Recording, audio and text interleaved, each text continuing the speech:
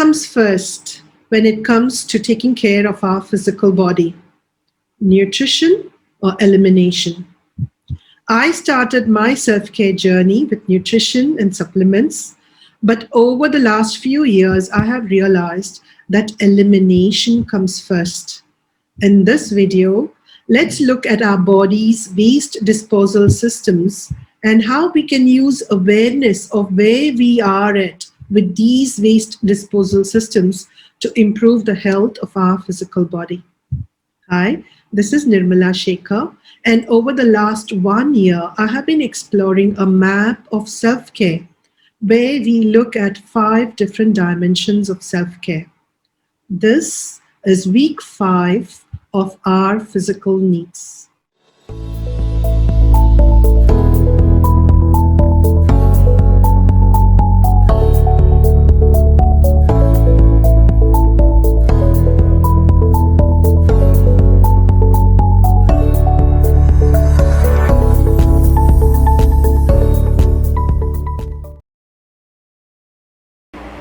Why is a waste disposal system so important?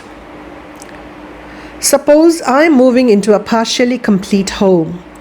What do you think would be most important? A fully functioning kitchen where I can cook nutritious meals, or a fully functioning drainage system? The answer is very obvious. If a home cannot dispose of its wastes in an effective manner and a timely manner, then sooner or later that home itself is going to become a waste dump. And our physical body is our home, and the same principle applies to this body as well. Most of us start our self-care journey by paying attention to nutrition. But nutrition by itself is not of much use if the body is not able to efficiently and effectively remove the wastes that it generates as part of the living process. In fact, at the root of all diseases and all health challenges is improper and incomplete elimination of the body's wastes. So when we start understanding what our waste disposal systems are and how they are functioning, then just by paying attention to these systems and improving their functioning, no matter where we are at on our health journey, we can start experiencing positive benefits. The body's elimination pathways. Let's meet the stars that are so crucial for our good health. The first one is the skin, which is the largest organ of the body and helps to eliminate the waste through the process of sweating. Our lungs help to remove the gaseous wastes of the body through the outgoing breath. We all know of carbon dioxide, but the outgoing breath has many other gases that are no longer needed by the body. The third one is the kidneys, which filter the blood and then remove the wastes through the bladder and the urine. The fourth one is the liver and the intestines, which work together to remove the solid and liquid wastes that are excreted out through the bowel movements. And finally, we have the lymphatic system, which to me is the most important system of elimination. I understand the lymphatic system just like the garbage collection in a city, where the garbage trucks go from street to street collecting the waste from each home. Similarly, the lymphatic vessels collect the waste from every organ, tissue, and the interstitial spaces, that is the spaces between the cells of the body. These waste that go through the lymphatic vessels then go into lymphatic nodes, which is the first point of waste filtration. The lymphatic nodes try to filter out the wastes, and if there are any pathogens, then the white blood cells start coming into action to fight the pathogens. And that's why sometimes when we have infections, we may find that some of the nodes along our neck are swollen, and that is the process taking place inside the lymph nodes where infection is being fought by the white blood cells. And sometimes very quickly this swelling can reduce or disappear altogether. And if it persists, definitely we need to get proper medical attention. But this is just to create awareness, to know that sometimes these lymph nodes swell up because they are fighting to eliminate the wastes of the body. So together, all these 5 pathways are working as one whole unit to remove the wastes of the body. I like to think of them as a network of streets and roads in a city. And sometimes when one particular street or road or a highway is choked, then signages will come up, information will be passed through traffic news, and drivers know that it is time to avoid these roads or this particular highway and take an alternate route. And these elimination pathways of the body work very similarly. And the most obvious one is that a synergy that happens between the liver and intestines and the kidneys. So the ideal scenario in our body is when a day's waste is eliminated as quickly as possible out of the body. And if that happens, then we are in very good health. But sometimes we start getting backed up. The waste is not removed immediately out of the body. And over time, if this backlog of waste remains in the body, then this backlog starts manifesting itself as disease and illness. A 3-step process to creating awareness. We all know that the elimination pathways are crucial for our health. What can we do to support these pathways and to help improve their functioning? The process that I'm going to suggest here is one of creating awareness. Because the moment I'm able to create awareness within me, I can then start experimenting and saying, okay, my kidneys need some support, or my bowel movements need some support, or my skin needs support. And then I can experiment and explore and understand this in greater detail through all the information that is available on Google. The problem most of us have is not one of information, but really understanding the applicability of that information for ourselves. So the easiest way to support ourselves is to first create an awareness. Once the awareness is there, we can always go and find ways to improve that specific pathway that needs the support.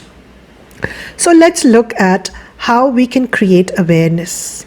And in this process, I feel that our ancient systems of medicine, Ayurveda, TCM, homeopathy, have a distinct advantage because they openly talk about and try to understand the importance of the waste and the condition of waste that each person has in their own bodies.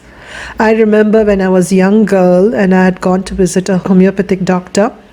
And he asked me a lot of questions about bowel movements, and I felt so embarrassed and upset that all his questions on bowel movements, I had just one answer: normal. And what is normal? Ayurveda says that it is normal for a body to have as many bowel movements in a day, as many meals that I take. To some, this may be normal. To many, one bowel movement a day is normal. And to some, a bowel movement every other day is normal. So looking at what is normal for me is important. And that is the first step in this 3-step process. Step 1, examine. Examine where my own baseline is with respect to each of these 5 pathways. How frequent are my bowel movements? What's the texture, color, and the smell? With my urine again, how frequent are they? What's the color? What's the smell associated with that urine? With my sweat, is it easy for me to sweat? What's the texture of my skin? And does my sweat smell. And I know from experience that over time, as I'm cleansing my body, the smell of that sweat, the intense body odor, has started reducing. And right now, it's just sweat more than the smell. And that can happen for many people. So knowing about our own baseline is very important. With our lungs, how comfortable am I with my breathing and how long is my breath? That will help me to set up a baseline for my own lungs and the functioning of the lungs. And lastly, with my lymphatic system, am I aware of the movement of the lymph? There are certain times that I'm aware of the flow of the lymph. It is just under the skin that the lymph is flowing. And at times, after eating specific foods, I can feel the tension in my liver where the lymph is struggling hard to detoxify or to remove the waste. And at times, I can feel the swelling of specific lymph nodes in certain parts of the body. Again, just observe what is the baseline. And if this swelling remains for a period of time, of course, we need to take action. But we will only know this if we are aware of what our baseline is and how long that swelling is lasting in our own body. So step 1 is examining my own body and the elimination pathways and understanding what my baseline is. And the caveat here is, do this from a space of curiosity, not from a space of anxiety or fear, because that is then self-defeating. If you look at the map of self-care, self-awareness is placed above self-love and acceptance, and that is very, very important. Awareness without that acceptance is detrimental to our health and to our well-being. Step 2 is experiment. Experiment again by extending that curiosity to see, okay, this is my baseline. Let me try something different and see how it's going to impact my baseline, how my elimination pathways are going to react to something that I change. And so experiment can be something that I do just to observe the changes in my elimination pathways. So the first thing that I would suggest is to experiment with water. Water is the first video in our physical needs series, and there's a reason for that. Water is crucial for the functioning of each one of these 5 elimination pathways. And if you have not watched this video, I will suggest that you do watch this video after this. The link will be there either up in YouTube or in the comments or description. Water is so crucial for our elimination and our waste disposal. So try and experiment by adding more water to your daily quota or daily intake, and then observe your baseline to see, has anything changed? Is my urine color different? Is my urine smell different? Is there something different about my bowel movements or my sweat? Or even my ability to breathe? Is there something different? So just observing again from a space of curiosity. Start with water. You can try experimenting with more water, less water. Try experimenting with movement, with sunlight, with improving your microbiome, or with adding specific foods in, something that you think may not be conducive to you. Try adding that and seeing how your elimination pathway is going to handle that. And then we will be able to understand specifically for my body, my current situation, what is happening, not as a theory, but as my case study. How am I responding to this change? Step 3 then is experience. Experience, which includes the overall experience, not just with the elimination pathway, but the overall experience of what that change is doing to me.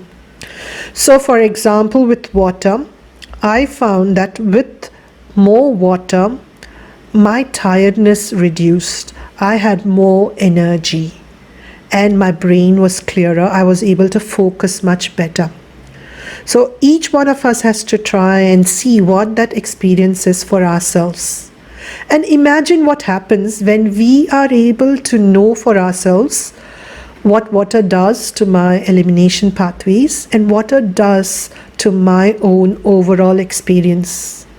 Once I know this, I don't need anybody motivating me to drink more water because I know it for myself. And that's the beauty of this simple process: examine, experiment, experience. When we are able to do this repeatedly and over a period of time, then whenever there is a change, even if I didn't do it as an experiment, something changed, I can immediately start asking myself, what changed? Why this change in my bowel movement? Or why am I feeling so drained? Or why is my urine smelling so smelly? And then I can start being a detective and trace back and say, okay, this has changed. I think I need to support myself in this way.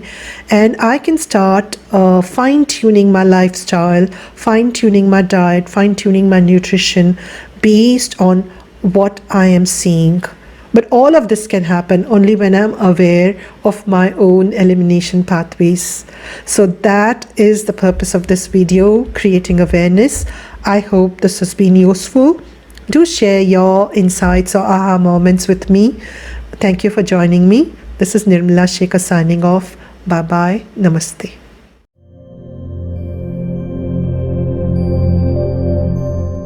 Do subscribe and hit the bell button for more weekly content on self-care. And if you want even more actionable content on self-care, do join me in the Facebook group for weekly lives, discussions, and more tips.